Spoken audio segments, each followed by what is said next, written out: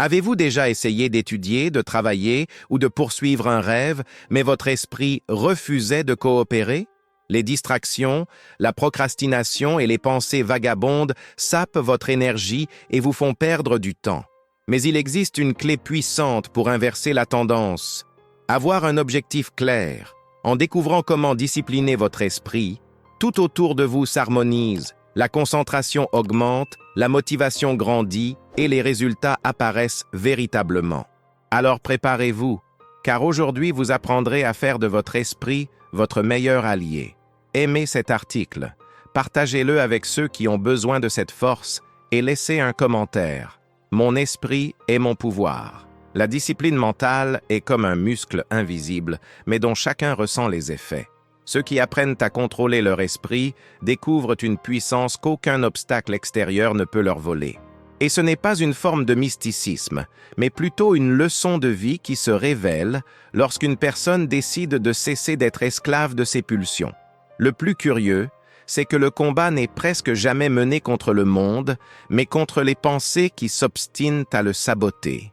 Entraîner son esprit à rester concentré peut commencer par quelque chose de simple, choisir une tâche importante pour la journée et la prioriser, sans se négocier. C'est comme un athlète qui décide de courir même sous la pluie, non pas parce que c'est facile, mais parce qu'il comprend que l'effort le façonne. La force de ce choix quotidien ne réside pas dans la tâche elle-même, mais dans l'identité qu'elle construit. Après tout, ceux qui décident une fois apprennent à décider à nouveau. Éviter les distractions ne signifie pas vivre comme un moine isolé, mais savoir dire non. Ces 5 minutes passées sur votre téléphone, une fois additionnées, deviennent des heures volées à de plus grands rêves. Un exemple concret est l'utilisation de techniques comme Pomodoro. Se concentrer pendant 25 minutes d'affilée et se reposer pendant 5 minutes. Ainsi, l'esprit apprend à rester constant sans se sentir dépassé. De petits ajustements révèlent de grandes leçons de vie. Persévérer dans ses objectifs n'est pas une question de motivation passagère, mais plutôt d'engagement personnel. Quiconque a essayé d'apprendre un instrument le sait. Il est inutile de jouer 2 heures par jour, puis d'abandonner pendant des semaines. 15 minutes par jour, c'est mieux. La discipline mentale naît de cet engagement silencieux, presque secret, qui transforme les petites actions en résultats considérables. Voilà la véritable puissance appliquée au quotidien. Et, curieusement, plus on pratique cette discipline, plus on réalise que la vie commence à réagir. Les personnes concentrées attirent les opportunités car elles transmettent la clarté. Un esprit entraîné devient un filtre, séparant le bruit de l'essentiel. Et ce n'est qu'un début, car une fois qu'on comprend qu'on peut entraîner son esprit, on découvre aussi qu'on peut créer des habitudes simples aux résultats surprenants. Des habitudes simples avec d'excellents résultats. Beaucoup pensent que changer de vie nécessite une révolution radicale. Mais en réalité, les plus grands impacts proviennent de petites habitudes, répétées quotidiennement. Boire un verre d'eau dès le matin peut sembler anodin, mais cela apprend à votre corps et à votre esprit que l'attention et la discipline sont essentielles dès le premier instant de la journée. Ces petits choix ont le pouvoir de transformer votre routine en douceur. La lecture en est un exemple classique. Lire 5 pages par jour peut paraître peu, mais en un an, cela représente plus de 1800 pages, soit l'équivalent de plusieurs livres qui pourraient ouvrir de nouveaux horizons et offrir de nouvelles leçons de vie. En réalité, c'est la constance, et non l'intensité, qui crée cette transformation presque imperceptible mais puissante. Une autre habitude simple consiste à noter 3 choses pour lesquelles vous êtes reconnaissant avant de vous coucher. Cela peut paraître anodin, mais l'esprit se reprogramme pour voir le positif plutôt que de se concentrer uniquement sur ce qui manque. Cet exercice apporte de la légèreté et crée une énergie différente le lendemain, renforçant ainsi la capacité à maintenir l'équilibre au milieu du chaos. Il y a aussi l'habitude de planifier sa journée la veille. Écrire 3 priorités dans un carnet permet d'éviter de se réveiller perdu ou pris au piège des urgences des autres. C'est un geste qui dit à son esprit « c'est moi qui décide du cap ». Cela apporte clarté et concentration, ouvrant la voie à de meilleurs résultats. Ce qui est frappant, c'est que ces habitudes semblent si anodines que beaucoup les négligent. Pourtant, en les pratiquant, on réalise que chaque action a des conséquences multiples. Et lorsque les bonnes habitudes deviennent routinières, elles ouvrent la voie à l'éclosion d'histoires inspirantes. Histoires de motivation, récits inspirants. Il était une fois un jeune homme nommé Daniel qui rêvait de devenir musicien. Il n'avait ni instrument coûteux, ni sponsor, ni temps libre, mais il possédait quelque chose de plus fort, une discipline mentale. Chaque jour, même fatigué, il s'entraînait 15 minutes avec une vieille guitare, convaincu que cet effort modeste mais constant avait le pouvoir de transformer sa vie. On se moquait de lui, disant qu'avec si peu d'entraînement, il n'arriverait à rien. Mais Daniel voyait plus loin. Il comprenait que la leçon de vie ne résidait pas dans l'approbation des autres, mais dans la persévérance, même quand personne ne croyait en lui. Tandis que ses amis passaient des heures à se distraire, il chérissait sa concentration. Les années passèrent, et cette habitude élémentaire se transforma en talent. Lorsque l'occasion de donner un petit concert se présenta, il était prêt. Le public fut impressionné par l'assurance et la puissance de sa musique. Daniel découvrit que la puissance ne naît pas sur de grandes scènes, mais lors de séances de répétition solitaires, invisibles à tous. Le plus curieux, c'est que son histoire en a inspiré d'autres. Des amis, victimes de moqueries, ont commencé à adopter de petites habitudes, que ce soit dans le sport ou dans leurs études. La discipline d'une personne a fini par se transformer en une graine pour beaucoup. C'est alors que Daniel a compris que la force de son parcours résidait non seulement dans la réalisation de ses rêves, mais aussi dans l'illumination du chemin des autres. Ce récit montre que la discipline mentale n'est pas théorique, elle est pratique et tangible. Chacun peut créer sa propre histoire en commençant par de petites étapes cohérentes. Et pour que ces étapes aient du sens, il est essentiel de savoir clairement où l'on veut aller, car des objectifs clairs servent de boussole pour guider chaque action.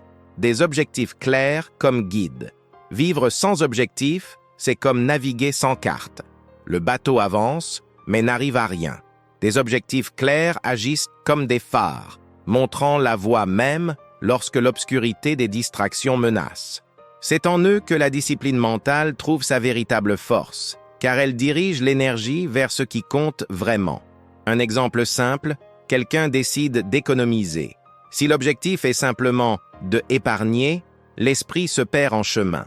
Mais s'il s'agit d'économiser pour un voyage ou d'investir dans un cours spécifique, chaque choix financier prend tout son sens. La clarté donne un but, et le but suscite la motivation. Avoir des objectifs clairs évite également de trop se comparer aux autres. Au lieu de regarder son voisin acheter une nouvelle voiture, on se concentre sur ses propres priorités. Cette leçon de vie est libératrice, car elle nous apprend que chaque personne suit un chemin unique. La force réside dans l'alignement de chaque étape avec la destination souhaitée. Un autre point intéressant est de décomposer les grands objectifs en petites étapes. Écrire un livre peut sembler impossible, mais écrire une page par jour semble faisable. Ainsi, au bout d'un an, le livre est terminé. C'est la magie des objectifs bien définis. Ils rendent l'inatteignable tangible et réel.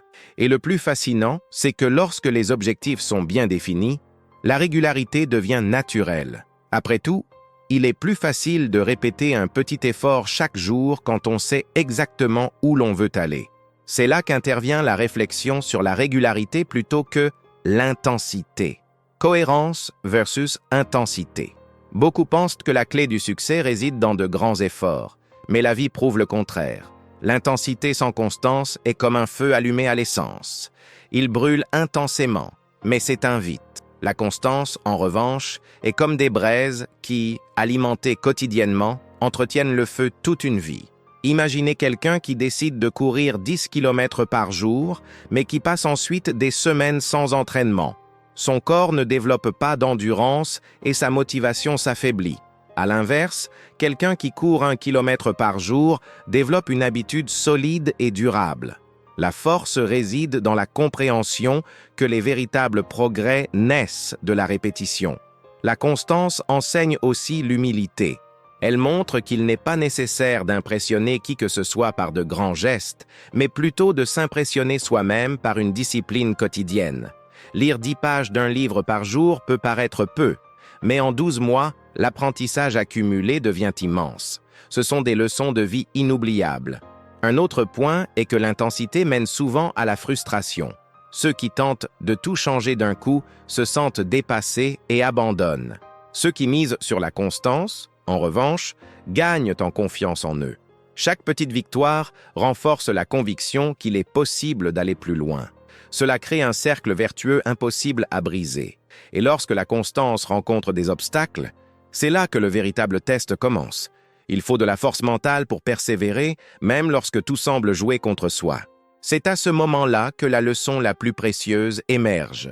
La force d'affronter ce qui tente de nous arrêter. Résistance mentale, faire face aux obstacles. Il n'y a pas de discipline mentale sans résilience face aux défis. La vie nous réserve sans cesse des tentations et des difficultés. Et c'est là qu'un esprit entraîné révèle toute sa puissance. La procrastination, la fatigue et les distractions sont des ennemis invisibles qui mettent notre détermination à rude épreuve au quotidien. Un exemple courant. Une personne décide d'étudier 1 heure par jour, mais une série passe à la télévision.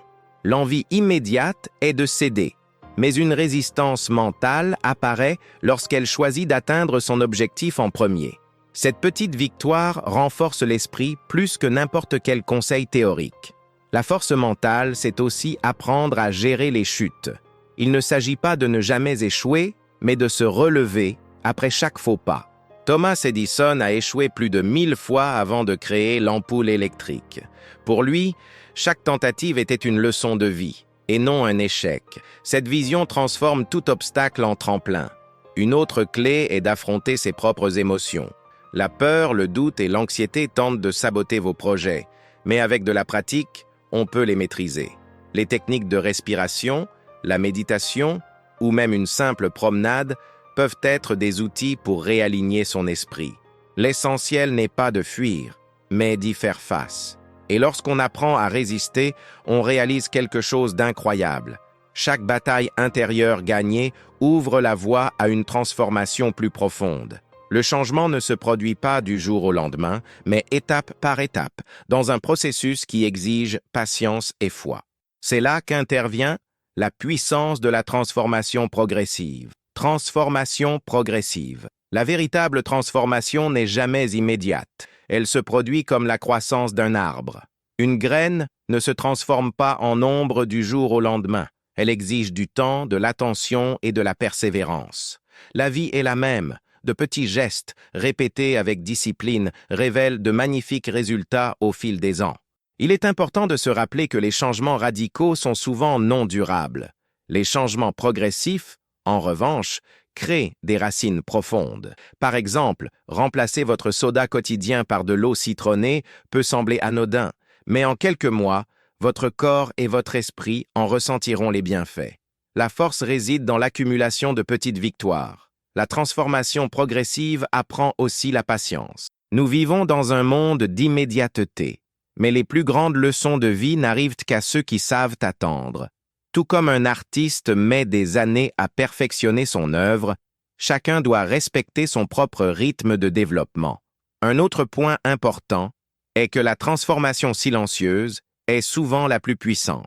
Tandis que d'autres ne remarquent rien immédiatement, une nouvelle personnalité, une nouvelle identité se forge en chacun. Lorsque les résultats apparaissent, ils ressemblent à des miracles, mais en réalité, ils sont le fruit d'années de persévérance. Et c'est précisément dans ce processus que réside la beauté du cheminement. Comprendre que chaque habitude, chaque décision et chaque résistance rencontrée font partie d'un cycle de pouvoir invisible mais réel. Un cheminement sans fin, qui se renouvelle à chaque objectif atteint, préparant le cœur et l'esprit aux défis à venir.